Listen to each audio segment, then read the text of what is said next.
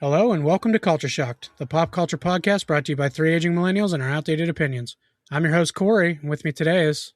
Hey, I'm Adrian, and I have a bad feeling about this. I'm Mike, and the ability to speak does not make you intelligent. Turmoil has engulfed the Galactic Republic. The taxation of trade routes to outlying star systems is in dispute. Hoping to resolve the matter with a blockade of deadly battleships, the greedy Trade Federation has stopped all shipping to the small planet of Naboo. While the Congress of the Republic... Fuck this, let's just get to the episode.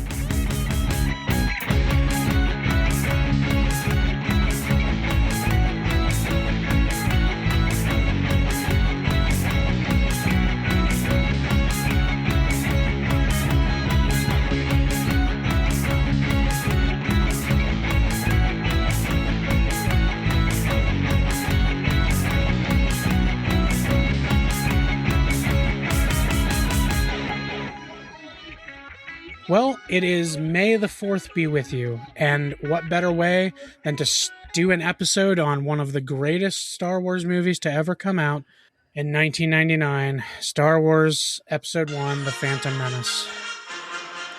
Thank you, Adrian, and getting us copyrighted. I appreciate that. It was only like 10 seconds, or if that. It was under 7 seconds. Yeah, you know what? Let me just start with this. When I was a kid and this movie came out, super hyped up.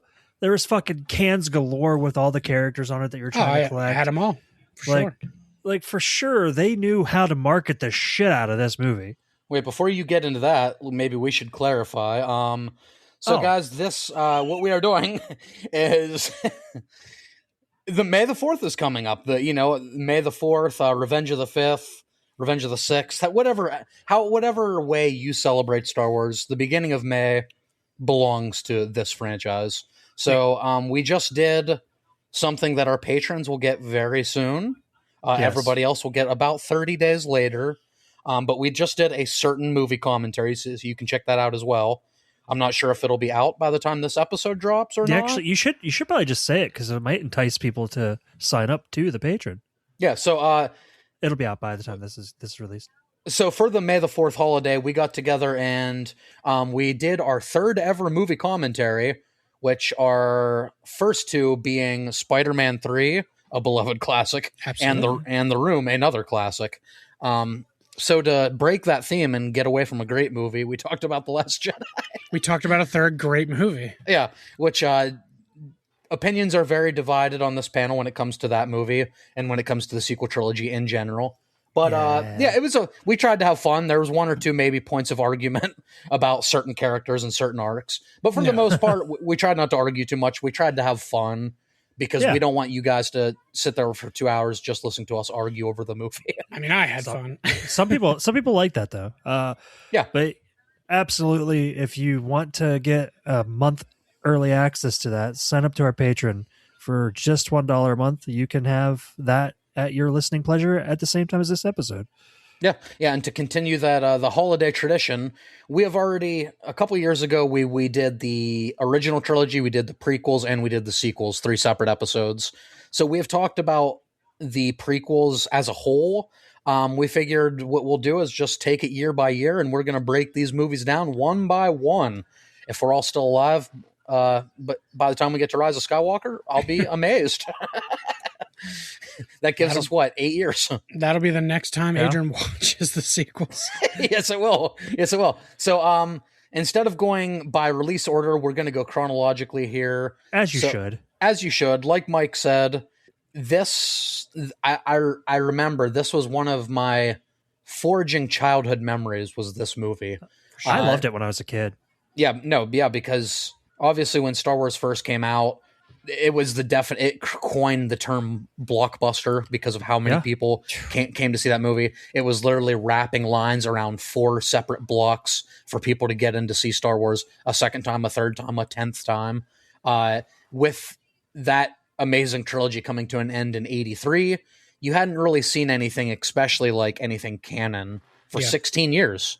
Lucas started working on this movie in 95 and didn't come out till 1999.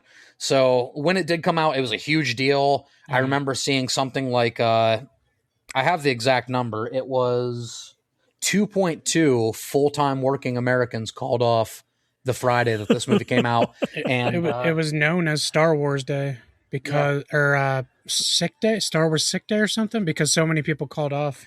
Yeah, and it was a record. It said the United States lost about $300 million worth of production on that day. Yep. So the day was infamous for how many kids were sick from school, how many people were sick from work to go see the movie. The hype was unreal. I mean, and what we're going to say today is probably we're not going to reinvent the wheel. We're going to say issues that have been long-standing in this franchise. I mean, I'm sorry, in this movie in particular, and prequel problems in general. And it's just... I think it started in the title crawl that Corey couldn't even get through because it was so fucking boring and confusing. I fell asleep. So you hadn't seen a Star Wars movie in 16 years, and the title crawl comes up, these movies made for kids, quote unquote. Tell that to Anakin's burning flesh. Yeah. Or the dead younglings. But so the opening text crawl of this movie starts with, okay, there's war, great, Star Wars, there's division, there's, that's going to be part of the thing. Taxation, trade blockades. The eighth word in that scroll is taxation. Yeah, taxation. So we've been waiting for 13 years for this epic event, and this is what we start with. And just questionable to begin with. The entire story of this movie, whatever little story there is, the almost non-existent story, is very lackluster. The acting performances are all like wooden, and that's what Lucas wanted. Bad. These are great actors. These are great accomplished Hollywood actors. But, okay, well, almost all of them. Almost all of them. Unfortunately, but we do know, dude, Liam Neeson was coming off Schindler's List when he did this movie. Yeah. Before we recorded, I did say to Corey, most of the best lines in this movie were delivered from Liam Neeson. Yeah. Yeah, it's so funny. Your opening line there, is it's one of the most profound lines, and it's when he's talking to Jar Jar Binks. Fuck, man, I just want to get to that real quick. I forgot how much I hate Jar Jar Binks. I want to give him credit every time I watch this movie. Maybe he isn't as bad as I thought, but the motherfucker, he literally says, "Excuse me" in the movie. Excuse me. In a fucking Star Wars movie. I hear you. I do. I hear you. But then you hear the other Gungans talking as well, especially Boss Nass, and they all talk the exact same. So their language is just slightly different. Oh, I'm not just saying Jar Jar. That whole fucking race is stupid. Corey's racist? Confirmed? Yes. I am racist against Gungans. Corey's an anti-Gunganite? I am. Miss a take. You in some deep doo-doo. I don't think they should exist, and I think that's why Liam Neeson was in this movie. Oh, yeah. He had to save the Gundams because he just came off. The Gundams? Or Gungam. I would rather have the Gundams in this movie. Oh, yeah, that'd be awesome. Dude, random Gundams in Star Wars? It's sick. I will say this. I think... thankfully, either George Lucas or somebody fucking realized the response to Jar Jar was not great, because the two movies going forward from here pretty much eased him far away from the story, except for that brief moment in Revenge of the Sith. Yeah, the initial spec script for Attack of the Clones was actually Jar Jar's Great Journey or something like that. Get the fuck out! No, it literally was. George Lucas made it that as the spec script, as a placeholder, it wasn't going to be the name. It was never actually going to be the title. But the only thing they did with Jar Jar is give him a little wink and nod to the camera and number in Attack of the Clones. Yeah, because it was a little George Lucas, kind of middle finger to the people that hated Jar Jar, because he's Jar Jar looked at the camera yeah, I'm still here, bitch. But he only had 1 or 2 lines in that movie. Yeah, so he did listen to the fans. It was just rough.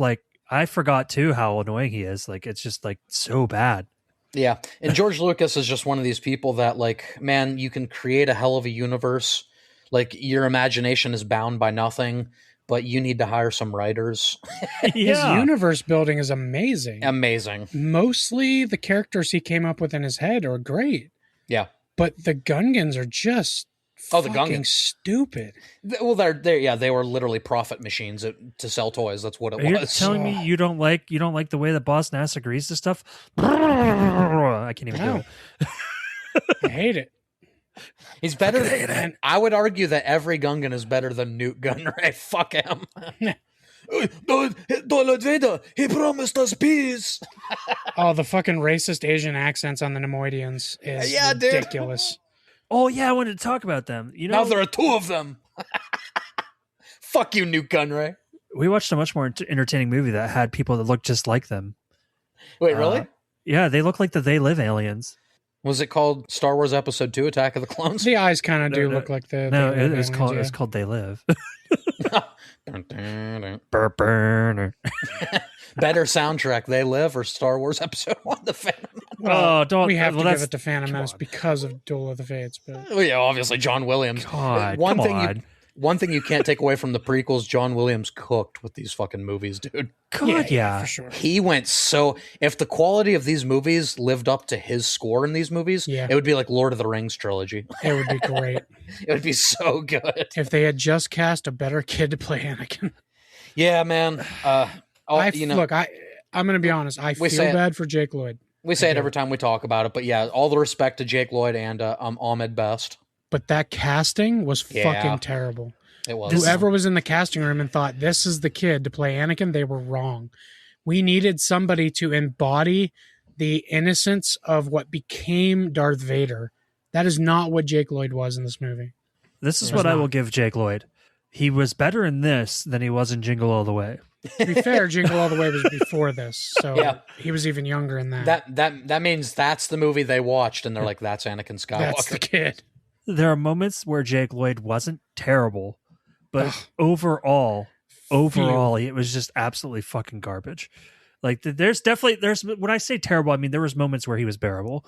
No, that's it. He was like watchable, like for like 25% of his screen time. Yeah. And then 75% was, oh my God, dude.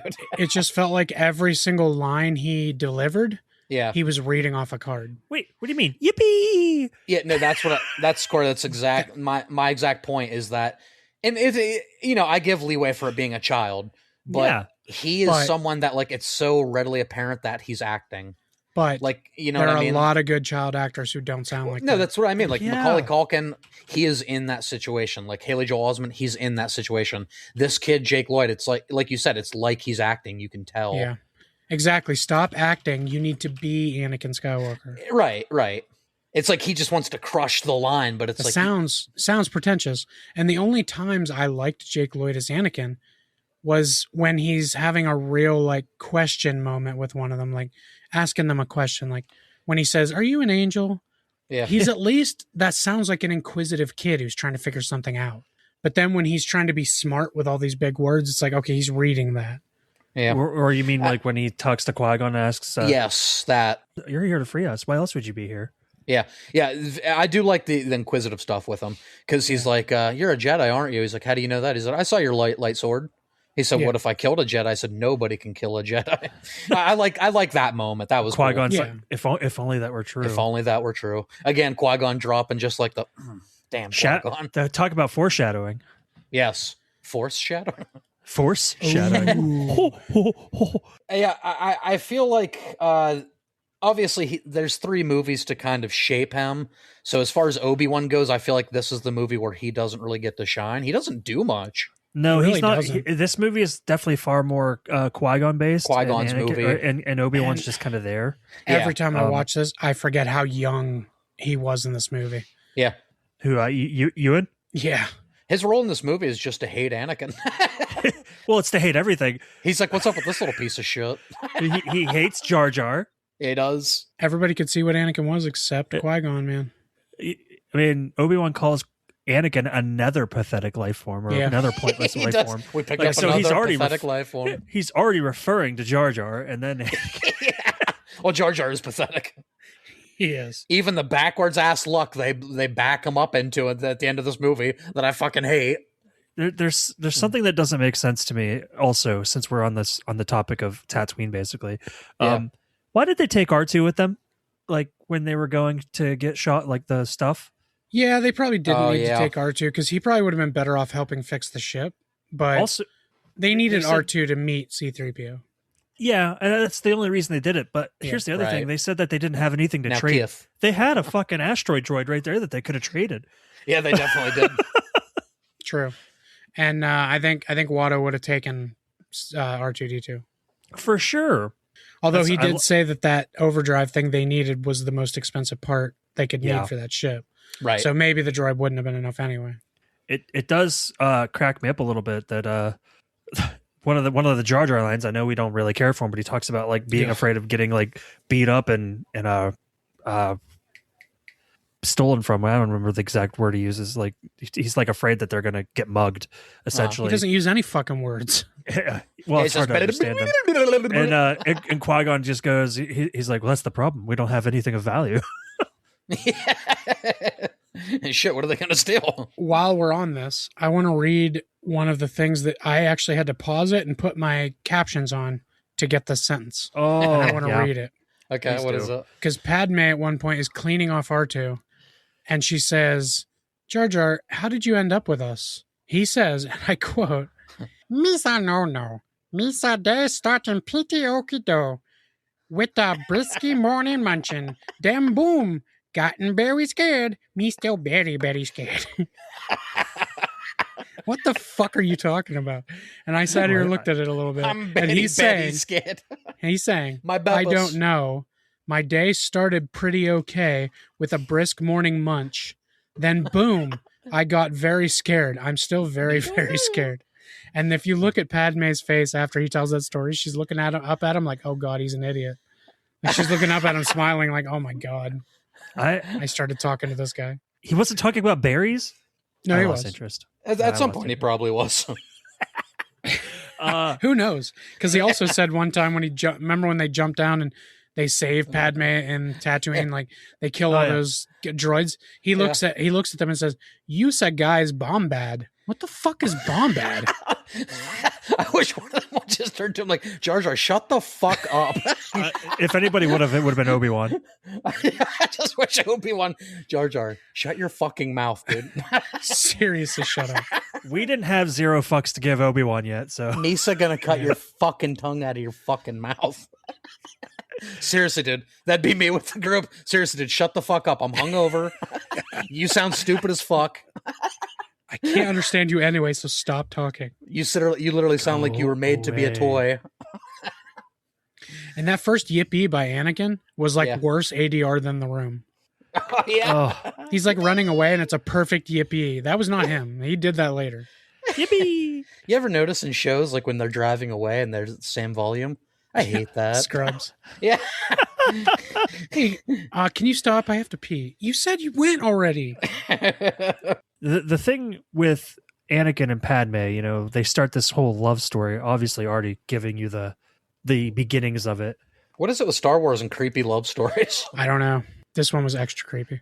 It's because she looks way older than she's supposed to be. Right. She does not look 14. And is that how old he's supposed to be 9. He's supposed to be 9. She's supposed to be 14, which when they're adults isn't a huge gap. No, That's not fine. at all. But when it's this, the way, and at the end, she kind of bites her lip when she looks at him. It's a little weird. Yeah. I hope that wasn't intentional, but I think it was because they do end up together and they knew that story. So she knew he was going to grow up to be Hayden Christensen. I mean, let's be honest, he's on as fuck. She could see the potential. Maybe she has the Force. Dude, Revenge of the Sith with the fucking scar on his eye. Let's be honest. Like she eventually had the Force in her. Oh yeah. Corey, can you say you want to fuck Hayden Christensen? Oh yeah. Okay, cool. Yeah, for sure. I just wanted to feel validated. Yeah. The scar on his eye. Every version of him. Even in the Vader mask? Yeah. The broken Vader mask? Yeah, dude. No, especially without the Vader mask on. No, dude, like half Vader mask, that's a power move. Guys, how come every time we talk about Star Wars, it turns into sex? It does. Because Star Wars is sex. They're holding, the whole thing is about them holding a very powerful, elongated light laser sword thing. Oh, it's like a symbolism for a man's dick. It's, absolutely. Like a man's ego. Okay. I have played some VR with lightsabers in it, and I've almost always put it down at my dick and pumped people with it. I feel like every man who's done a VR sword fighting, they've done that.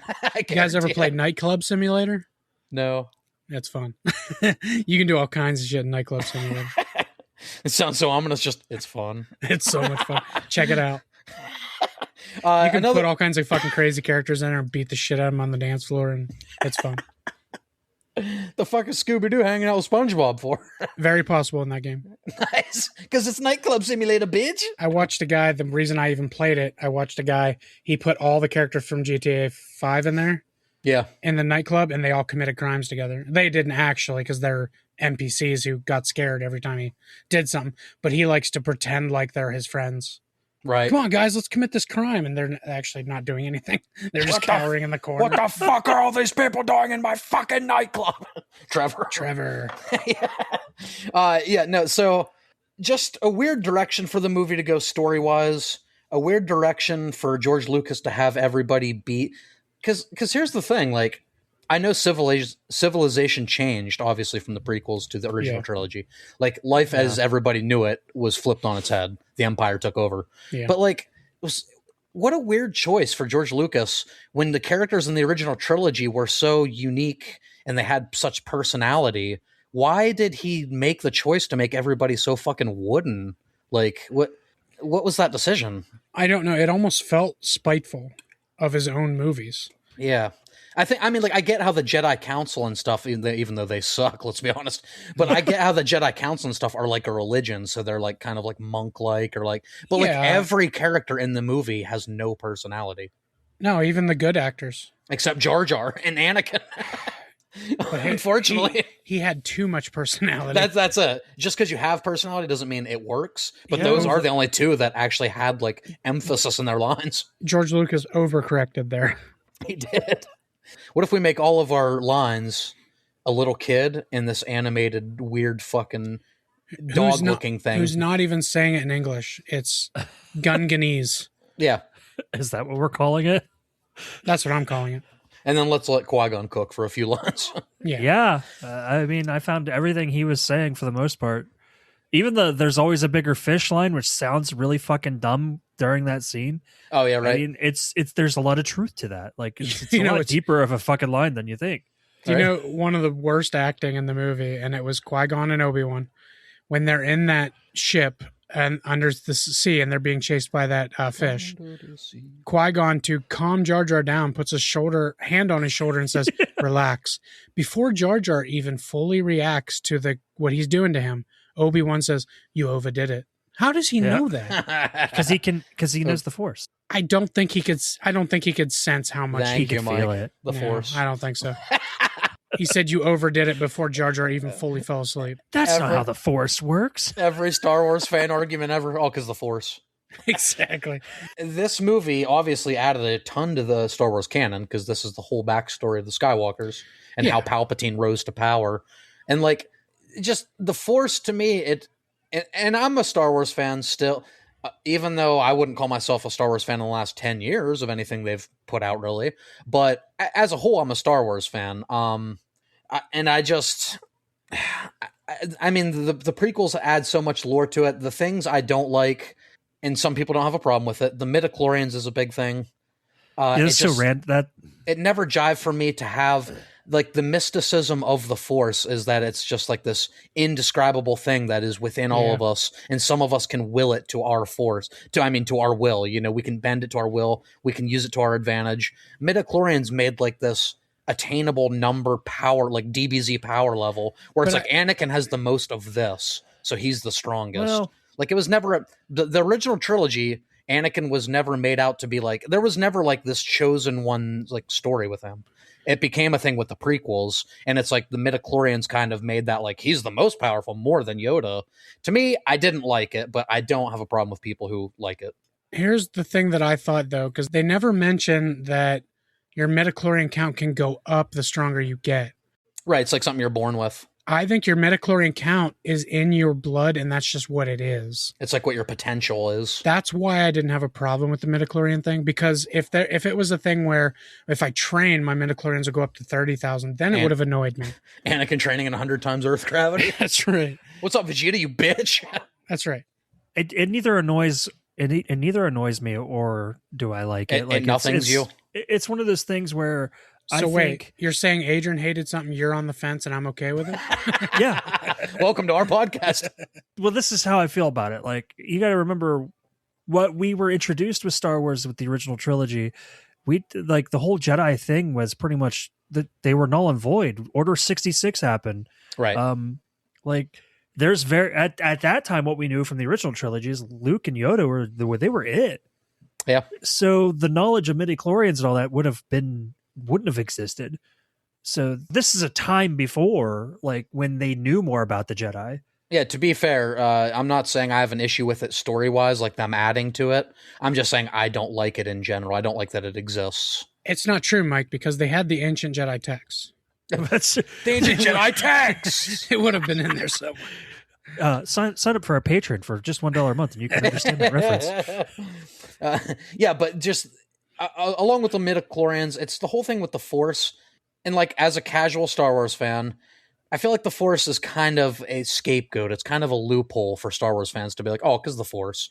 I do think it's kind of overused without like most people fully knowing what it fully is. I know that there's some people why they threw the joke in there. That's not how the Force works in Force Awakens. Right. And there are some people that'll listen to this like Tim. Tim, I'll give it to you. You are 100% way more of a Star Wars fan than I am. You know, like, a lot of the expanded lore and like, so a lot more of it you could probably explain away, and I get that. But, you know, my point is, and there's also, there's so many things introduced. Like, at the beginning of this movie, we see that fucking Force dash, the speed. Yeah. That's never used again. Like, Luke uses it once, like in the original trilogy, when he jumps out of the... Yeah. But, like, we never see that again. Like, why does Obi-Wan not speed dash to Qui-Gon when they're doing the red trap portal, like, the red trapdoor things? Like, he's so far behind them. Why does he not... Somebody might be able to correct this, so I'll just say this. I think certain Jedi things take more out of them, so they can't use it a lot. I don't know if that's 100% true, but I think I've heard that. So if you think of it like in a turn, like a video game, like a gauge. Yeah, so like it took their MP and they had to find an ether before they could do it again. And he was like already in the middle of a long fight with Darth Maul, so maybe. And then he did like the big jump to get up there. Yeah. But again, maybe he was tired. Like you said, why couldn't Obi-Wan get to the fight past all those things if he had Force speed? Right. When he was running through those and he gets stopped by the last one. Yeah. If he had the Force dash, there's no way he would have got stopped. Yeah, by the time they got to the doors, because, you know, there was a cycle where Qui-Gon was waiting, he was meditating. That's what I mean, yeah. Yeah, that would have given him time to recuperate, and then, yeah. And that second one comes in way faster than the first one. Oh, yeah, hell yeah. What if what we're watching, that fight, it's actually in the sped up speed? Oh, they just slowed it down for us to watch. I guess that's possible because nobody else is watching, so you can't see that. Yeah. So I guess it's possible. That's just a theory. It's probably not true. I'm just throwing it out there. You could explain it away like that, though. Yeah. So, I mean, you know, like the Phantom Menace, all things considered, it was... I mean, for the hype, it was a gigantic disappointment. That was the consensus amongst critics and fans. I mean, some people still ride with it. The prequels have gotten more love since the sequels came out. I want to clarify, just because the sequels are, in my opinion, in a lot of Star Wars fans' opinion, not good, it doesn't somehow make the sequels better than they are. I still have love for the prequel. Sorry, it doesn't make the prequels better than they are. Like, I still have love for them, but just because the sequels are bad, it's not like these are all of a sudden masterpieces. Right. Like, we'll get 3 is still great, and we'll talk about it later, you know, a couple years from now. Next year when we do Attack of the Clones, we're going to talk about the god-awful love story and how that almost ruins the entire movie. But what we know about the prequels is, like, incredibly impressive visuals. What they pulled off for 1999 is fucking unreal. It's like Jurassic Park levels of 94, like what they pulled off. It was really impressive. Watching it, I would say that, you know, honestly, like the CGI like looks better than some of the CGI today. Yeah, the battle on Naboo, it ages it a little poorly with the bubble orbs and stuff. That part looks a little funky, but other than that, man, the visuals on the movie are incredible. And I agree with that, but at the same time, like the visuals, it was a lot more practical, I guess. But yeah. The visuals in the first Lord of the Rings movie was way better than this. Oh, it was. Oh, yeah. So, like, Gollum looked a little janky, but everything that was CGI in this movie kind of looked horribly out of place. even half the time, Obi-Wan and Qui-Gon aren't looking Jar Jar in his eyes. Yeah, I know they probably had to look at like tennis balls or something. Yeah, and I don't think they were always in the right place, because there's a couple times where Obi-Wan looks like he's looking behind Jar Jar when he's talking to him. Yeah, for sure. The mocap's really impressive on Jar Jar. Yeah. But yeah, you do see a lot of times where the eye line definitely isn't there. As far as the story itself, I just really think we would have benefited from an aged up Anakin.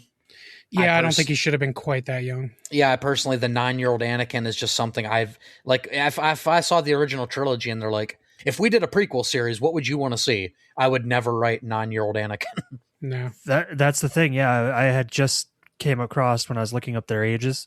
There was an article where George Lucas struggled over Anakin's age in Star Wars. Oh, really? About how old he wanted to make him? He wanted to make him 12, but I guess there were a little better. There were some things in the script that wouldn't have made sense for him to be 12.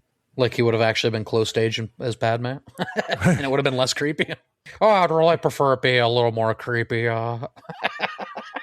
They could have changed a couple of the little kiddie things he was doing. Yeah. There's no way they couldn't have wrote a 12-year-old into that movie. Well, he said, this is a direct quote from George Lucas. The problem was that a 12-year-old leaving his mother, as Anakin does, is not nearly as traumatic as a 9-year-old leaving his mother. That is not There's true. A key story point that revolves around the fact that he has separated from his mother at an early age and how that has affected him. Which they're probably talking about the whole sand people thing and him going crazy and murdering them. Well, that is true. Wait, what do you mean, Mike? What do you mean, sand people? Don't worry about it. Don't worry about it. No, not 9 or 12. Like think about the Midi-chlorians. Just think about that. Oh, Midi-Chlorians. Yoda with a lightsaber. Look, it's Yoda with a lightsaber. There you go. Yeah, no, I don't hate that explanation, but still, 9 to 12 to me doesn't make that big of a difference. To like, oh, he needed to be 9. I think even a 15-year-old Anakin being taken from his mother is traumatic as fuck. I think anywhere from 7 to 15, is probably just as traumatic. And I think if you take him at 13, 14, it's less years in between, like so it doesn't look like he forgot about his mom for like over a decade. Yeah. It looks like maybe he came back like 4 years later when he's like a little bit of training. They say in the second movie that, he keeps having those nightmares about his mother. Right. So it's like a common thing, but the Jedi aren't allowed to, like, he's pretty much supposed to forget about that entire past life. Well, yeah. Yeah. So he wouldn't have went back and checked on her. When they're telling him he's too old, they're also telling him, you're afraid your mother's going to get hurt, and you can't be. You have to be here and do this. Jedi Council wondering why Anakin turned. They're like, oh, look, Mama's boy. He's afraid. Oh, he misses his mommy. Piece of shit. Piece of pins. Bro, they fucking hate Anakin. They do. Fucking Mace Windu. To be fair, we didn't see the years in between episodes 1 and 2 to see what a little shit he was at times. Right. But like, dude, they fucking hated Anakin. The Clone Wars stuff does put a lot of that into perspective, that he is a bit of a rebel. Yeah. He doesn't always listen. Rebel scum. Chrome Dome. Well, to be fair, Obi-Wan's not exactly like the most like ideal Jedi Knight either. Like he has definitely he's a little loose. Where he's a little. He's not quite. He's not quite Qui-Gon level, which that's what I loved about Qui-Gon. Yeah, and that's what the Jedi Council hated about Qui-Gon, is he was a little loose, fast and loose with the rolls. Oh yeah, Yoda says, "I can sense a lot of Qui-Gon's rebel in you." Yeah, and that's not something you should have. That's what he says to him. I definitely would have liked to see more Qui-Gon. Yeah, and like some more emotion. Is there a reason he didn't want to come back as like a Force ghost? Like, why didn't they do that? Well, he does in a scene, but he doesn't talk. Well, yeah, and then there's a moment in the actual Obi-Wan series where he does. Yeah, he actually has lines in that. I remember seeing a little interview clip with Robin Williams talking about how he talked to Liam Neeson shortly after doing The Phantom Menace, and Liam Neeson was like so down on himself as an actor because he did that movie. He's like, I used to have a bunch of skills in acting. Now it's like we're just staring at tennis balls on a screen. Yeah, he strikes me as one of those older, like old school guys that can't get on the new way of doing things. I mean, to his credit, now he's doing shit still, and like he's adapted. I guess in an interview in 2023, he said that Star Wars franchise is damaging its own magic, so he's not interested in returning. Okay, by as that far point. as like why he didn't return. Yeah, well, he did for that one little one-off. Yeah, it still came back. He gave him a little taste. Oh, gave the fans what they wanted. He had hinted at involvement of coming back in the third movie, but it eventually didn't happen. So I guess he was supposed to come back as a Force ghost. Oh, okay. So I thought Does he not? I thought he showed up like he doesn't say anything, but I thought he showed up as just a standing Force ghost at some point. I wonder. I don't know if is he one of the voices in The Force Awakens? Does he have a voice line? Yes, he does. He does say something. Okay. Nope. The only time he returned as a Force ghost was in the Obi-Wan series. Are you thinking Rise of Skywalker when she's trying to gather all the Jedi? Yeah. All those people start talking to her. Is that what you meant, Adrian? No, I was thinking Force Awakens when she touches the lightsaber and all the Jedi. He might also be a voice there. I thought you meant when all the Jedi are talking to her. Oh, yeah. I could probably tell you right now. I forgot they did that twice in that trilogy. If you pause it or slow it down at the exact right moment when she's trying to gather all the Force ghosts, you hear, "Well, hello there." Hello. She's trying to gather all the Force ghosts when she's fucking Luigi's Mansion. All the voices that she heard were Obi-Wan Kenobi, Anakin Skywalker, Mace Windu, Yoda, Qui-Gon Jinn, Asuka Tano. I think I probably said her name wrong. Isn't that? No, I think you said it right. Just slow. Asuka, Luminara, and Undoli. I have no idea who the fuck that is. And Ayla Sakura. Oh, okay. It's a Chinese restaurant. Yeah, sounds about right. I'm actually shocked they didn't put Luke's voice in there. The ancient Jedi text. There it is. Never mind. Thank you. You included it. Which is that Force Awakens you were reading, Mike? Yeah. Well, that's because he was still alive. Oh, right. Yeah. Right. Oh wait, no. This one. Well, that's never mind. That's an article. She was not yet all the Jedi because he shut himself off from the Force. But at the end, when they're all saying something to her, he does do a voice. I'm pretty sure. All right, but let's not talk about the sequel trilogy anymore. Or he was so mad he didn't come back to do a voice. I don't know. That's true because the sacred Jedi texts were ruined. Exactly. He was pretty upset with it. Exactly. But yeah, I hate what dicks the Jedi Council is to Anakin, and I kind of like I know like the Jedi Council had to.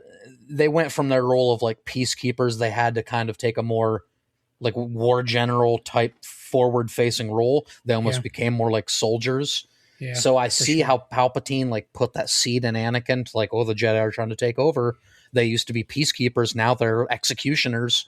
It's like, I kind of get, it's a good little twist he did there with Anakin on top of the Padme stuff. Oh, that was very brilliant. It was brilliant. His plan was brilliant. And I think this prequel trilogy, man, it's like almost, it's not even Anakin's story. This is almost like Palpatine's trilogy. Yeah. And it's great.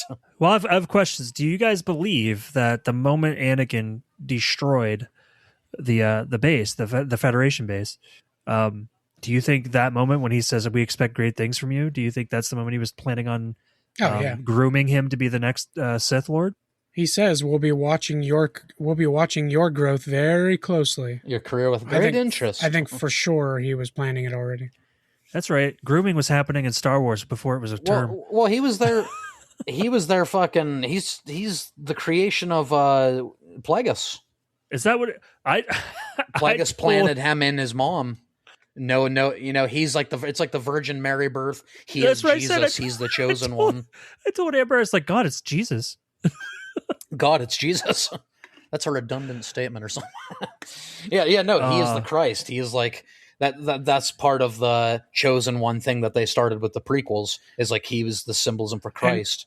And Qui-Gon wasn't wrong. He brought balance. He just didn't understand. He just didn't understand what that meant when he was saying and where when he brought balance eventually. What I'm saying is Qui-Gon doesn't realize the balance that needed to be had was more evil.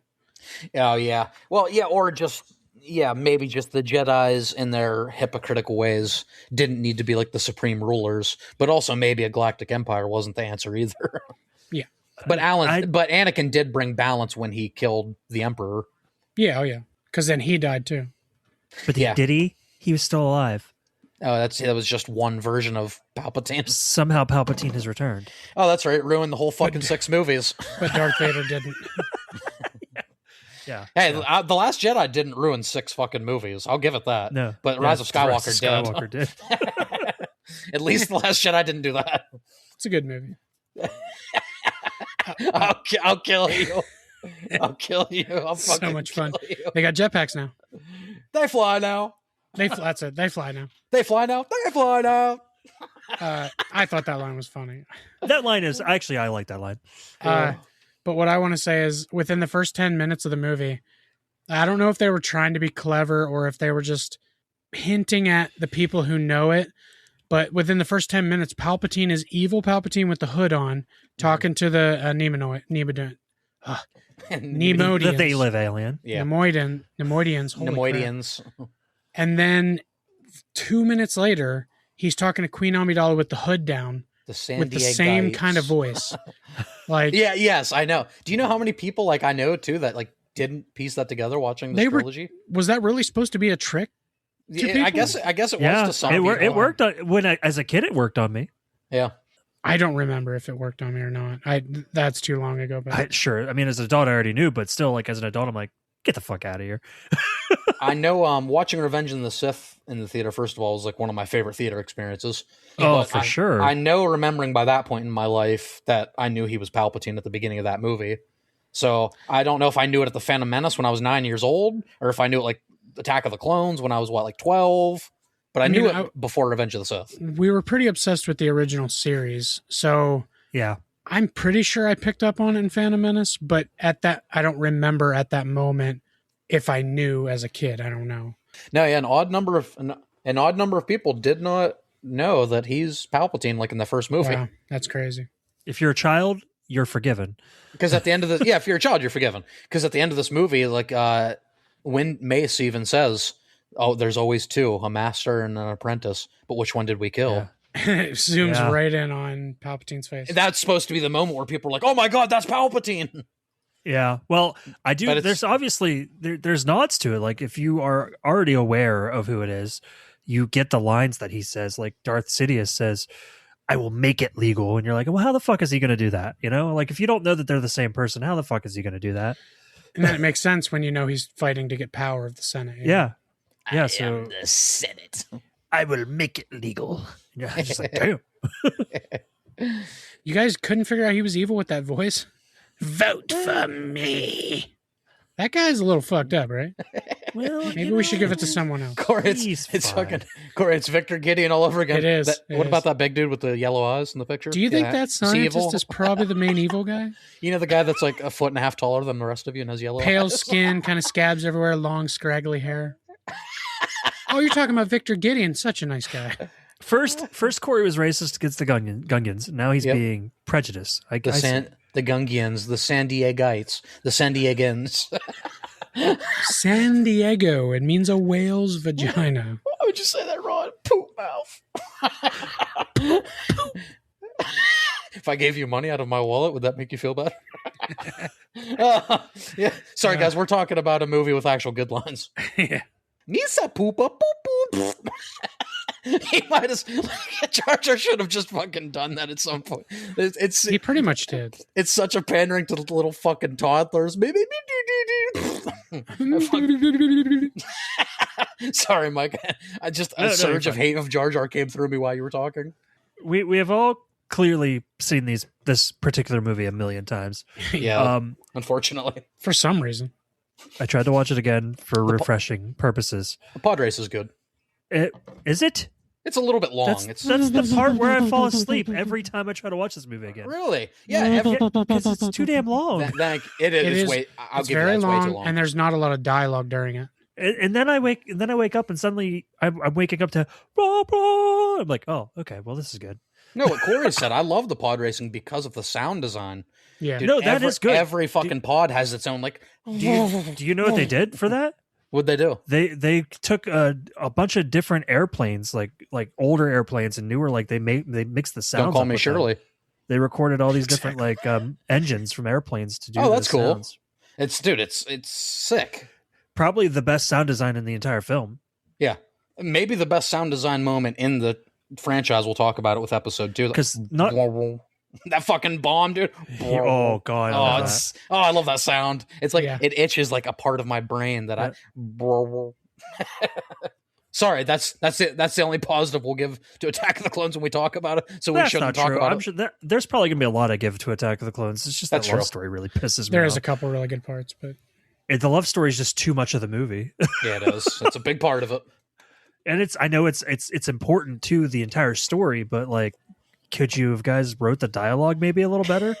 Could you write it like you're not a fucking 40-year-old virgin who's never talked to a woman? And if Padme is supposed to point out some irony real quick before Mike moves on.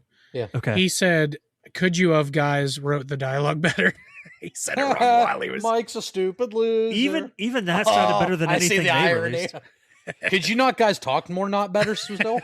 It was just made me laugh that while Mike was talking about writing dialogue better, he said it wrong. Of all times to fumble your words. Could you guys not dialogue not better?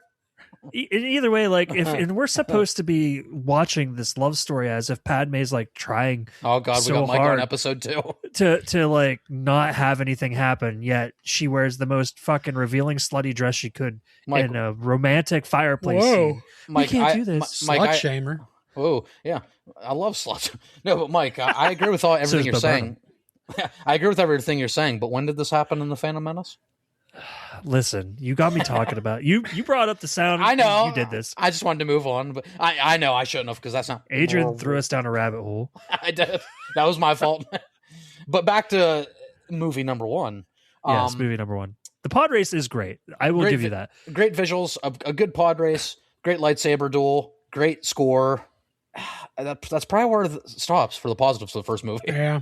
Did you guys notice like when he's fighting Qui-Gon the first time, Darth Maul, before he jumps up into the ship, his lightsaber's like orange. It wasn't red at all. A little orangish, huh? Yeah, the way the light was hitting it, there was no red in that lightsaber whatsoever. Got the goddamn Michael Myers lightsaber. Yeah, it made me like think it was a different one. I was like, wait, I don't remember this being orange.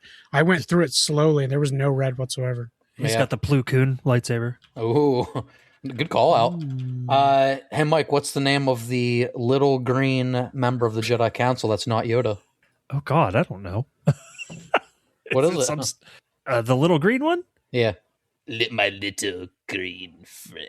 I don't know. It's neat. What? The only other green one I can think of is Kit Fisto, the guy with the weird tentacles on his head. His name is Yaddle. Yeah. How fucking stupid is that? Yaddle the paddle.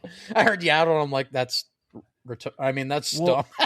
That's okay. The guy, the advisor to the queen, his name is fucking, what is it? Why do I had just seen it. Why do I hate the idea? Guys, Star Wars has a lot of really stupid names. Really stupid. Oh, there it is. Why do I hate C.O. Bibble? What kind of name is C.O. Bibble? C.O. Bibble? Why do I hate the idea of any little green person like of that race other than Yoda and Grogu? Other than those two, I'm like, nope, sounds dumb. I think C.O. Bibble was that guy who wrote that song, Fuck You. C.O. Bibble. Yeah, C.O. Bibble. He also did that music project, Gnarls Barkley, where they did that song Crazy. Was that also CeeLo Green? Yeah. Quit doubling down on my joke, Mike, you fucking asshole. That's just a fact. Yeah, it's just spitting facts. We could just talk about CeeLo Green's entire library. Well, do you know more than just those 2 songs? I didn't know the second one. I don't know who the fuck Gnarls Barkley is. He's that guy on the soundtrack of hit movie Kick-Ass. No, he's that basketball announcer guy. Oh, that was terrible. That's terrible. That joke was terrible, man. I gotta be honest with you, that was terrible. I'll never win a championship ring, just like me. I never won a championship. Sorry, Charles. There were some moments between Qui-Gon and Padme that actually kind of made me laugh. When she was talking about how the queen does not agree with her, and he's like, she does agree with me, and she's like, I wouldn't be so sure of that. She's like, I think you're wrong here. Yeah, dude, I love their dynamic. He's just like shitting on the queen the whole time, and it's her. He's like, yeah, well, how about fuck the queen? What's up? They're not very good with feeling things, because when she admits she's the queen at the end there, Qui-Gon looks at Obi-Wan like, damn, she got us. They're not very good at this. I wish they would have just zoomed up to Liam Neeson's face, and he's like, yes, I sense this. When he clearly did. Just like sweat coming down. To save face with Obi-Wan. Obi-Wan, did you sense it too? Yeah, I knew. Yes, Master, I did. I knew. Shut the fuck up, Anakin. I want Qui-Gon to have like a little fucking like pipe when he says it too. Yes, I seen that. Anakin's like, I knew her titties look different. You got some angelic titties. Are those angel titties? You're right about one thing, Master. The negotiations were short. Damn it. That's like Obi-Wan's like one bit of humor in this movie. And calling Anakin a pathetic life form. That's pretty good. Because at that point, Obi-Wan knew that Qui-Gon sent him blood of somebody who has Midi-Chlorians, which means he knew what he was probably going back to get. So when Obi-Wan says another pathetic life form, he knew it was that super strong Jedi kid.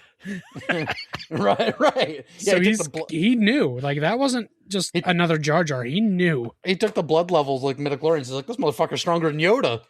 Do not bring this kid. He's going to make me look bad. Another pathetic life form.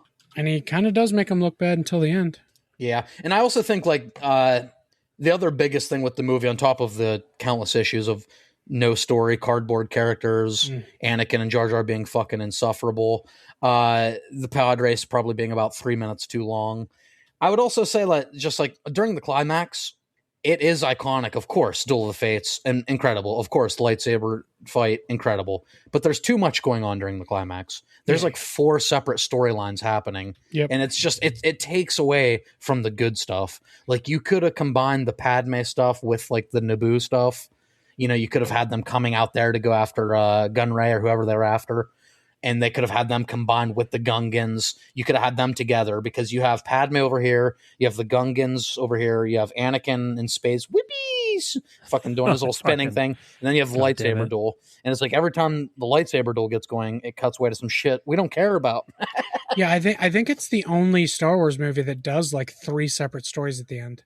Yeah. Like, I know some of them do 2. Right. But most of them do just 1. Like, when they're in space doing the battle, the only thing they show back on whatever planet they're on is the people talking to the guys in the ships. Yeah. It's usually focused on that one thing. Well, I think Return of the Jedi does it with that's right, with Lando, Endor, Lando, and right, Luke and Vader. Yes, but that's what I'm saying. It's only the 2 things. No, there's 3 things. 3 things. Lando's on the Millennium Falcon.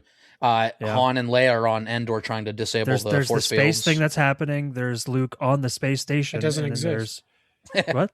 And then there's Endor. What do you mean it doesn't exist? Han Solo doesn't exist. Yeah, I think Return of the Jedi is the only other one to do it, though. Yeah, but yeah, four things is just asking too much. Yeah, Return of the Jedi is even considered kind of a rough movie compared to the rest. It's known as the least of that series. Yeah. Yeah, and like I briefly touched on earlier, but I just hate how Anakin and fucking Jar Jar back their way into success in this movie. Like, Anakin is very capable. He's proven to be an incredible pilot. But just the fact that he accidentally shoots the one thing in this huge ship that blows it up, stops the robot, the droids, like that. What are the odds? That's like, to me, that's like a Holdo maneuver thing. Like, what the fuck are the odds? I would say that Anakin is definitely a lot more skilled, and makes a lot more sense for him to do the things he did. Jar Jar 1000%, like all the shit that happened in that entire battle is just fucking him being clumsy. I hate it. Yeah, I agree with you. I give Anakin way more, like, I could see that happening. The Jar Jar shit is dumb. And that little bitch surrendered immediately. When his general's like, General Binks, we'll figure something out. We cannot surrender. Jar Jar Binks immediately, I surrender. It's like, you fucking bitch. I surrender. That's why we made you leave. That motherfucker had the most meteoric rise of all time in those 3 movies. He was running shit in the third movie. Clumsy. You're banished because you're clumsy. User could be saying that. I mean, that's what you just fucking said, and then he repeated it, and you just fuck off. They might as well just give him like the Tasmanian devil. Exactly. The part where he was the most where his words were the most unrecognizable was when they're in the ship in the water going through it. Like, he's having that conversation with them. I'm like, I heard like 10% of maybe what he was fucking saying. Yeah, all you motherfuckers that try to call C-3PO annoying, be grateful for what you have. Yeah, at least we can understand him. Dude, I love C-3PO. He's funny in this movie. Naked, my parts are showing. Oh, dear. Anakin just fucking ditches 3PO, dude. He's like, hey, I'm a Jedi now. See you, bitch. He did. 3PO's like, oh, my. He did say he made 3PO to serve his mom. He even says, you're a good buddy of mine, but fuck off. Yeah, that's the line. You're a good buddy, 3PO, but bitch, I'm out. Suck my dick, little bitch. Chill, 3PO, chill. He's on kill mode. Bring it, bitch. Sith mode, motherfucker. Sorry, go ahead. You imagine that 3PO goes with his mother when she marries the moisture farmer, right? Mm-hmm. And then, so he's with Owen and Beru before Anakin comes back and takes him. Yeah. So this protocol droid has already been there before, and then Luke buys them again. I mean, you never see 3PO there, right? No, but you have to assume that's where, because he just suddenly he's there afterwards. Like, she may have sold 3PO to move to that place. 3PO, come in, 3PO. Maybe. But because he was still on the planet, he was able to be bought back. I don't know. Yeah. You think 3PO would have? Well, 3PO. No, because he didn't know. Yeah, their memories got wiped, and then they were back on the planet. And he wanted to take one last look at all of his friends he didn't know. They're all like, "Fuck you, 3PO." Erase this fucker's mind. We don't know him. Yeah, so C-3PO continued to serve Shmi as well as her new husband, Klieg, Lars, and their son, Owen. So he was there. Her new husband, Klieg. Klieg. Fucking Star Wars names. Klieg Lars. Her new husband, Glop. Owen is such a normal name. Owen and Luke. Like, how did we get such normal fucking names out of these guys? I know. They needed us to be able to say the main characters' names. That's what it was. He's from the planet Glorglax, and his name is... And then there's just Luke, Han, Leia. That gives me some Futurama vibes right there. Yeah. Luke almost doesn't fit in this world. That's Glorp. That's Luke. That's Clack Clack. What's his name? Luke. He actually doesn't have a name. His name is just a bunch of H's. That's just when I laugh. That is when Mike laughs. That's true. That's what it sounds like. He's basically that wheezing dog on old cartoons that definitely smoke cigarettes. Oh yeah. Muttley, yeah, that's it. Would you have to put like a hyphen in there? Because it's like, no, don't be ignorant. My kid's name isn't. It's.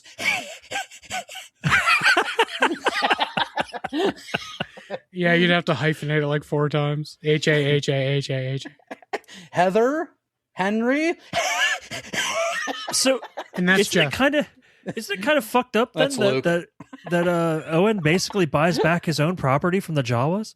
Yeah, they're Jawas, dude. That's how they fucking play the game. Yeah, it depends how old Luke or Owen was when C-3PO got taken or sold or whatever. Mike, he might not have remembered him. Somebody losing their freedom and their property and getting it sold back to them. Wherever did they get that idea? The United States. It's almost like there was commentary there. Are you telling me that the government is Jawas? Tee! I can see that. Government being Jawas. The government's the Sith. Well, yeah, that's true. Well, maybe they're both. And it doesn't matter what side you root for. No, they're both all the Sith. There's only 2 of them. The president and the vice president. Ironically, the only one that's not a Sith, Cat Sith. Cat Sith. That's the purest heart ever. Oh, that's God. weird. That's weird. But all due props. Let's say the one positive we haven't really touched on yet, because it is the positive. The lightsaber duel and the music. Yeah. Just that sequence in general is... the whole entire thing with the I think it meshes so well. The music's perfect for the duel. Was the dual lightsaber, do you remember, was it spoiled in trailers? I was 9. I'm trying to think, like, did they spoil that? That feels like some shit they would spoil at the end of a trailer. Yeah, well, for sure now. Nowadays, yes. Back then, maybe not. Maybe they had a little more discretion in the movie with Jar Jar Binks. There's way less discretion now with trailers. Oh, I know. I fucking hate it. Because it like doesn't... That Clayface trailer that we got is a teaser trailer, and it gives away a lot. Yeah. No, they did not. Oh, beautiful. They did not reveal it in the trailers that he had a double lightsaber. Tell me if that movie came out today, that wouldn't be like the 1,000% credit like in the trailer. Yep, 1,000% it would be. It'd be a black screen. You'd hear fire up, and then it would cut to him with both open. Yeah, and then coming May 21st. What I did love, I mean, I love that with the sequel trilogy did something different with Kylo's, with the little sides on the. It was beautiful. Oh, I have the little prongs. Yeah, I like that. I was okay with the prongs. Because I think it was a broken kyber crystal, so they had to figure out how to let the energy out the sides or something. Yeah, I think either way, it looks badass. Yeah, it looks like really an actual like sword with a hilt. Wait, did you read that in the ancient Jedi, the sacred Jedi? The ancient Jedi texts. Yes. But I mean, there's so many cool things you could do with this kyber crystal technology, right? Like, you know, Yeah, they have whips. Don't they have that like whip that people fucking love Acolyte, but hate that whip. show? Yeah. Which Yeah, I it don't was a understand. terrible show. But Was it a terrible show? I didn't watch Acolyte, oh, it was fucking god awful. More like Asolite. Mandalorian was Exactly. good for the first 2 seasons. Yeah. Yeah, it was alright for the first 2 seasons. I mean, it was really good for the first 2 seasons. First season was amazing. The second season was pretty good. And then Bill the third Burr, one was baby. just ass. Bill Burr. Fucking love Bill Burr. But the fight, you know, I'm just gonna say it, and this will piss off some purists. By the way, I'm original trilogy all the way. It's my favorite by far. Story wise, character wise, it is miles ahead of the prequels and the sequels. I know but exactly what you're about to say. the lightsaber duels are just better than the prequels. I mean, Yeah. Well, They- they're even they better are. than the sequels. yeah, there's I don't know about that. Really? No, okay. The Force Awakens lightsaber fight is pretty good. There literally isn't one in The Last Jedi. Well, they have that dual fight where they're fighting those guards. Well, with yeah, the throne lightsabers. room, but there's no Either way- lightsaber on lightsaber combat. I don't need that, so that's why it doesn't bother me. The choreography in the sequel trilogy and the prequel trilogy are far better as far as the lightsaber The fights go. prequel than the original. trilogy it doesn't deserve to be lumped in with the sequels because the prequel trilogy is so far ahead of any of them with choreography. Especially Revenge of the Sith. Oh, dude, the Oh, level God. of There's no better fighting. the amount of hours and training that Ewan and Hayden put in for that Yeah. fight is fucking it's inhuman. That's a fight that's long and you don't realize it because it's so great. Yeah, and they're doing all that. Like you see the behind the scenes, them doing the entire sequences. People are like Yeah. are watching the movie like they had to like fast forward. That's too fast. Like no, they're doing this shit. And I'm one of the few people that when Hayden shows up as a Force ghost to Ahsoka in the Ahsoka show, Yeah, I was so my heart started beating out of my chest. yeah. Not because of my heart problem. Maybe that too. Palpatine. That might have contributed. Palpitations. Oh God, I didn't Maybe realize Emperor that. Palpatine is giving you palpitations Am for I something. Palpatine? Oh shit! Wait, somehow Corey I am- Palpatine. I am all the Palpatine. Palpatine. Rise of the Palpatine. I hate you. Here comes the next Star Wars trilogy. Rise of the Palpatine. I'll be in it. No, not you. Well, I mean, they would. Why? The franchise is already shit enough. Let's just put you in a movie. I Fuck called it. it. I would like to see. I called it. I called it. I'm in. I called them in. Yep, That's how it works. I'm on board. You- with I this call one. shotgun. Corey, you'd be like the. I can't remember which movie it is, but one of the Fets in one of the movies. Wow. Or maybe it was in the book of Boba Fett or something. There's like a chunky one. Like they're like, yeah, that dude's way too big to be Boba Fett. Like, he's like bulging out the side of his like vest. It's like, yeah, that's not Boba Not Fett. sure how to take this. Well, because you could be in the movie and you're bigger. There's also a character in the first episode of, I think it's the first episode of the Mandalorian. There, it's played by Brian Posehn. He's a bigger guy who drives this car. Yeah. I was like, I could have played that part. Mike, I'm curious though. What did you think I was going to say? Because I think you were thinking something different. No, it's exactly it's just that the lightsaber duels are just far better in the Okay. sequels. I thought you were thought 'Cause, something like I more mean- contentious. Because purists will be like, but, and I understand, right? The lightsaber duels in the original trilogy, I get it. They're- There's more like emotion they're behind lazy. them. There's more like emotional weight behind them. The scenes like mean more. Like I How get fucking that. old was Alec Guinness though? I mean, he wasn't going to be able to move like that. Yeah, and I mean, let's. It's essentially an old man versus a broken down robot. Yeah. Broken down robot versus a kid who has no experience with the lightsaber. Really, Well, The problem is, but even the fight in Return of the Jedi was better than the fight in fucking A New Hope. oh yeah, for sure. here's the biggest problem. Between A New Hope and Empire Strikes Back, that is where Rogue One takes place. No, before A New Hope, No, it takes place before Rogue One or before A New Hope. because the end of Rogue One is them giving Leia the plans. Well, yeah, okay, then whatever. You're Either right. way, I know what you meant to say. that lightsaber battle's amazing with Darth Vader. Oh yeah, Yeah. And then all of a sudden he's fighting Alex Guinness. He's like, ugh, ugh. Why? yeah. No, you're right. You're right. chronologically, at least make it a little slower in Rogue One. Canonically, with them making him like that, those events take place like within hours, like within days of each other. So you're right. He shouldn't be such a badass in Rogue One. Tell me that wasn't such a badass moment. You fucking loved it. When it was at the end of Rogue One. I love it. So, and every time I see a meme made with it, it's great. But Corey's thinking critically. He's thinking nitpicky like me. If he's badass in Rogue One, how is he like? They could have at least showed him get shot in the stomach or something at the end of Rogue One. Yeah. Made a reason why he suddenly sucks. No, you're right. But yeah, the lightsaber duel itself, the choreography in the prequels deserves all the praise in the world because the amount of hours they put in, how it looks on screen is so fucking genuine. Yep. The lightsaber duel here after Darth Maul kills Qui-Gon, the dueling between Obi-Wan and him when Obi-Wan's pissed off is so good.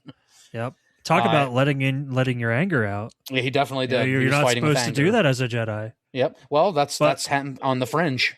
Look how much more powerful it made him when he was using his anger instead of the light. When did Luke fuck up Vader? When he was using anger. Yep. The dark side is stronger. Yeah, exactly. It brings out this. It was Spider-Man 3. I mean, the best example. Exactly. This is something else.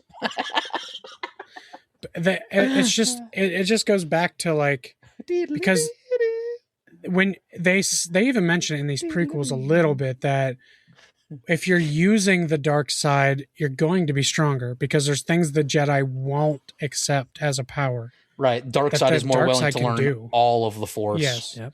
And they just happen to use it for evil things. That's all. Maybe more ignorance by the Jedi, like not just saying like we're not learning that side of it. Like maybe you should have a more whole understanding of the Force. Yeah. Which is what I think Rey was kind of going down that path with this sequel trilogy. Yeah. Which as much hate as she gets as a character, because she does have like this weird fucking crazy plot armor that makes her almost invincible.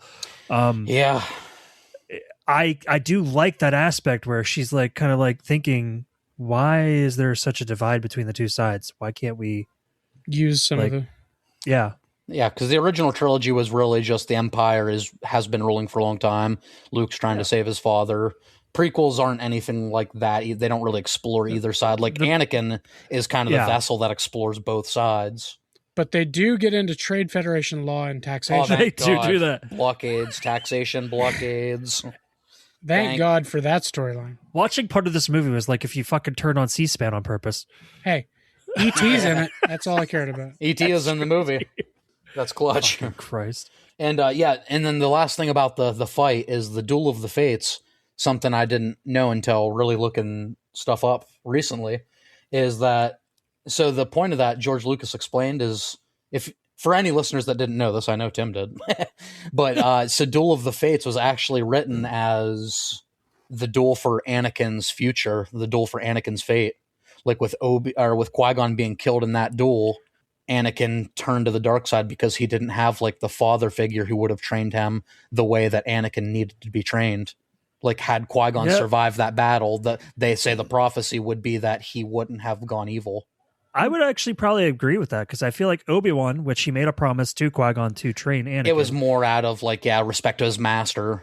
Like training Anakin was a burden for Obi-Wan. It wasn't something he wanted to do. You saw like Attack of the Clones and Revenge of the Sith. Like they obviously, when you're around someone enough, you have memories. But they became he said brothers. You know, he became brothers through it. But through Anakin's younger years, like he was a burden to Obi-Wan. Obi-Wan did it out of loyalty to his master. So maybe Anakin didn't feel the father or brother relationship from Obi-Wan that he would have felt from Qui-Gon, because Qui-Gon was okay showing love and emotion. Yeah, for sure. Can we get that series of like Obi-Wan training Anakin between that would be Phantom Menace called the Clone Wars. No, I mean between Phantom Menace and Attack of the Clones. So before the Clone Wars. Yeah. So you want to see like young Anakin growing up? Yeah, I want to see how Obi-Wan treated him then. I mean, I would take more Star Wars stuff, but that would be better than half the shit we're getting now. I feel. Disagree. But yeah, this is just this was a gut punch. I'll be honest. At 9, I think this is honestly where I started realizing that movies can kind of not be great. Like movies can disappoint you. At 9, Adrian left the theater saying, "Yippee, yippee!" But I think this was like I'll try spinning. That's a cool trick. That's a good trick. I hate it. Now, not a year before 1998 when Batman and Robin came out. I love that movie.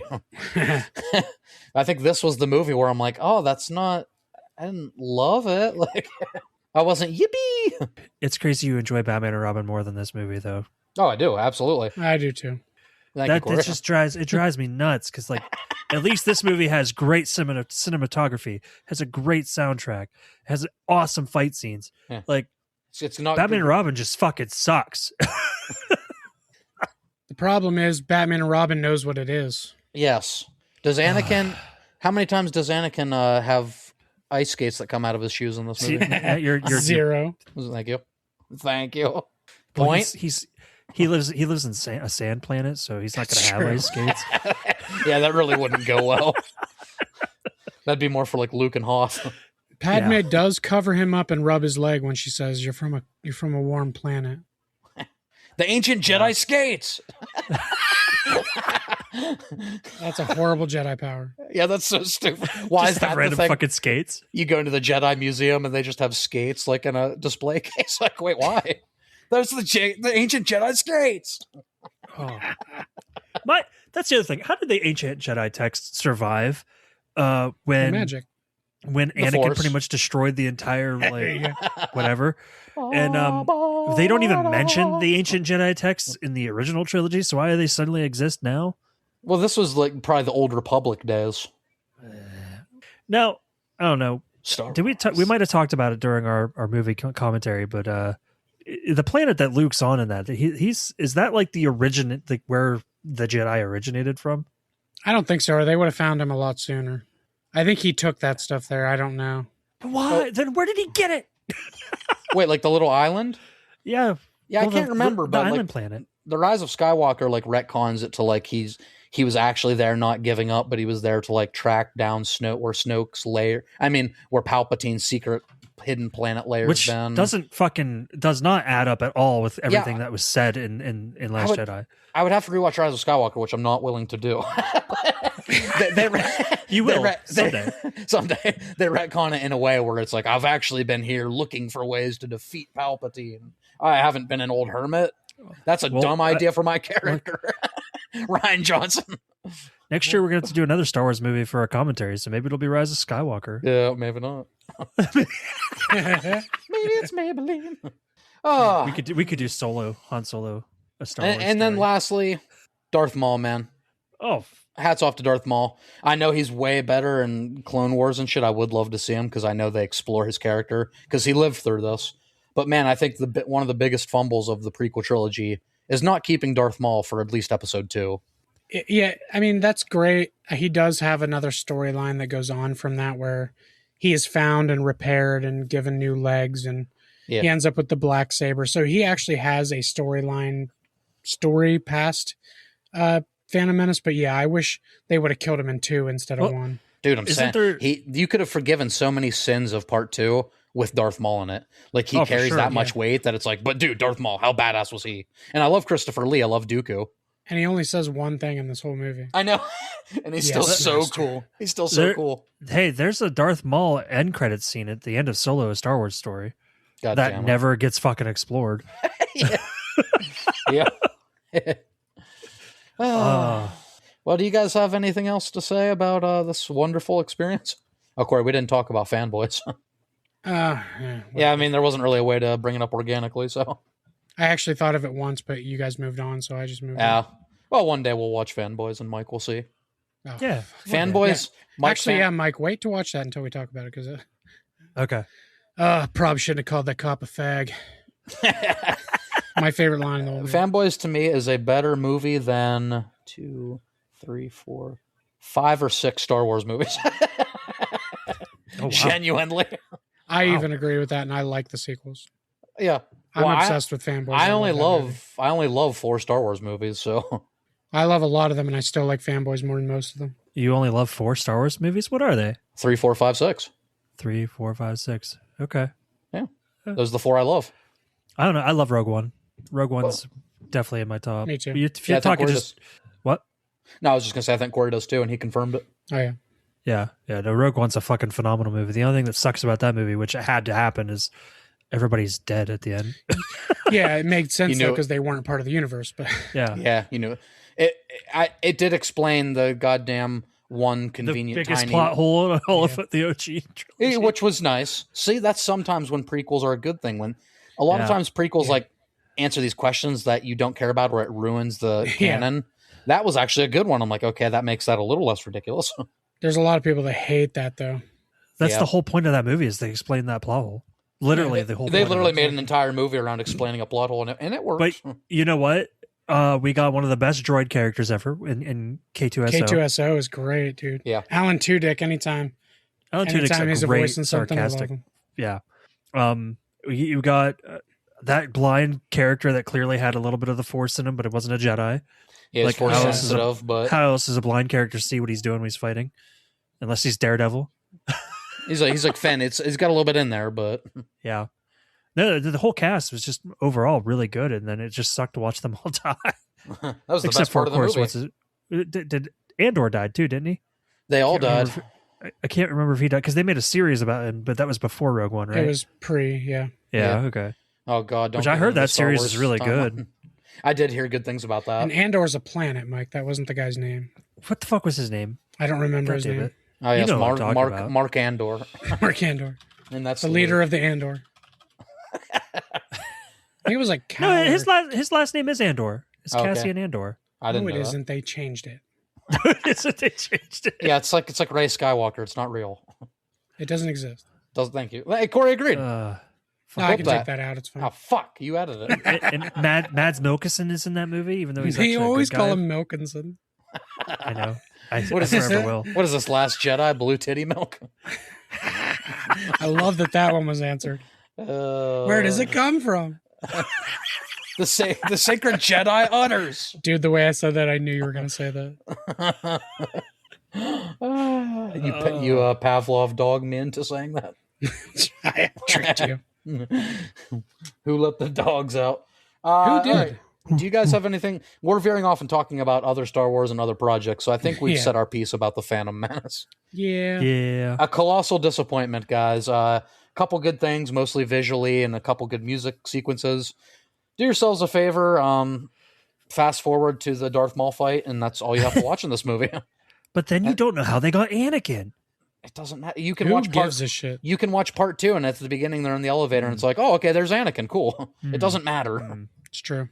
You might like Anakin better without seeing the Jake Lloyd performance. As a matter of fact, if you look up a highlight of just the Darth Maul saber fight, watch that, and then start on 2, you might like it more.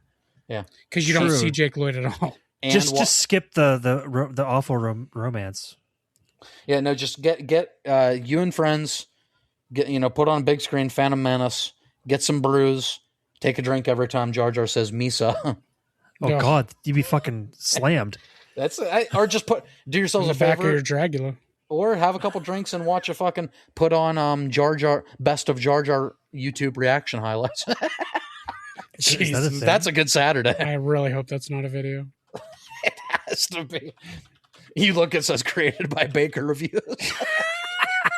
You finally do another video. There it is. It's just highlights of Jar Jar. It's the one I've been waiting for. Guys, there are, in fact, best of Jar Jar Binks videos. Multiple videos, yes. Fuck that. All right, guys, on that note, that is going to do it for our now annual tradition of talking Star Wars for our May the 4th special. So this is our first one, The Phantom Menace. You've all seen it. You all probably mainly loathe it. Maybe if a couple of you love it, let us know. We would love to talk about it. We'd love to hear your comments. And if you liked this episode, if you liked this podcast in general, be sure to give us 5 stars wherever you get your podcasts, as that is the best way to help get us into more ears so we can, get on the big waves.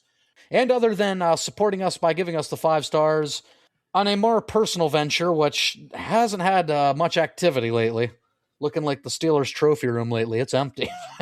But I have a YouTube channel that is youtube.com/Baker Reviews. Baker Reviews. Thank you, as always, Mike. So you can check out that still exists. That still exists. At least you get that cool little bit at the end of every episode. Yeah. You can check out my backlog on there. A lot of horror content, a lot of live streams with these guys talking about horror movies, video games, bunch of stuff. Maybe I'll do some stuff in the future. I don't know, guys. I'm in a phase. I'm in a transitional phase. Whatever excuse people use when they don't want to do something. But yeah, you can check that out on YouTube. Also, we have a YouTube channel here at Culture Shock. That is youtube.com/Culture Shock Podcast. And if you want to see something a little bit different from our pop culture, from my movie reviews, you can check out Mike's music venture with our music guy on the channel, Ben. We love you. And that is youtube.com/Filthy Animals 2025. That is correct. And we made some headway in Brazil for some weird reason. Oh, really? Sweet. Yeah, we have like 52 monthly listeners on Spotify now. Our podcast and apparently your music pops off in other countries. Not ours, but other countries. Yeah, our country hates it, but they love us elsewhere. Other countries download it and they're like, are all Americans this stupid? Our Rocky episode that has so many downloads, they're probably like in a classroom like, idiots. The answer is yes. This is what Americans are like. Probably accurate, yeah. We're used as a learning tool. No, Rocky beat Creed in fight because Rocky's stronger. This is what Americans are like, kids. I still maintain that it's because I went into the science of the punches. Yeah. No, you broke it down. You broke it down. That was nice. Other than that, Mike, where can they go to help this podcast grow in a more financial sense so we can keep producing this content for them? You mean over at patreon.com/Culture Shock Podcast for as little as $1 a month. They can help us keep the lights on over here and help us continue to provide them this lovely weekly content that we do.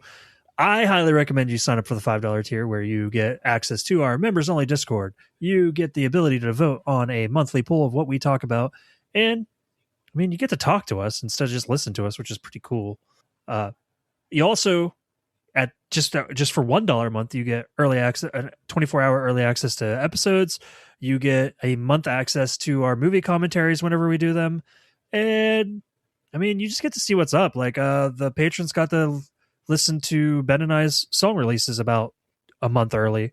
So, I mean, there's a lot of cool shit we share on there that you don't get as just a regular listener. Yeah, guys, you get movie commentaries, you get music tracks, you get early content, you get to vote for our content, you get to be in our chat, and we're all very active in there. Yeah. It's a good deal, guys. $1, $5. Shout out to Josie for sharing a really funny meme because it cracked me up before we started recording. And you can see that meme for $1. $5. That's a $5 tier. And you can see that. And you can meet my son. Oh shit. I would like to thank our current loyal patrons, and that is of course Ben, our music guy. We love you, Ben. Josie, one of the OGs, has been supporting us since the very beginning. Tim Bibble. We'll go with Tim Bibble. Why not? Babu Freck, Tim Freck, Babu Tim. These are all great names. Babu Tim, you cooked with that one. Very creative. Big shout out to Tim, another OG who's been supporting us for like the longest time, and probably the person who spent the most money on us, of course, is none other than Ambi. So thank you very much for supporting us in that aspect. Yep. Tim, aka the guy who's gonna pause this podcast 100 times and be like, "Here's why this happened, you idiots." I'm sorry, Tim. Other than our patron, where else on the socials can they find us, and what other fun little projects do we have on the side, Corey? To follow us on all the socials, on Facebook, it's Culture Shock Podcast. On Instagram, it's Culture Shock 21. On TikTok, it's CS Podcast 21. And on Twitter, X, where I don't spend a lot of time anymore, it's also CS Podcast 21. Come on over and follow us on all those. That's where you get all of the announcements for the episodes and random movie and TV and video game news and facts. And sometimes I put on a poll and just get some answers from you guys. But if you want a new series, if any of you are into opening Pokemon cards, I have recently started a series where I'm opening one pack every Monday and Wednesday until I can't afford it anymore. So come on over there and check those out. We could really use the follows and the shares and stuff to get that out there. Grow our channel a little bit. Maybe I'll do more Pokemon stuff too if you guys are into that. Yeah. But with all of that being said, that's going to do it from all of us here at Culture Shock. Thanks for listening. Guys, what if it sucks?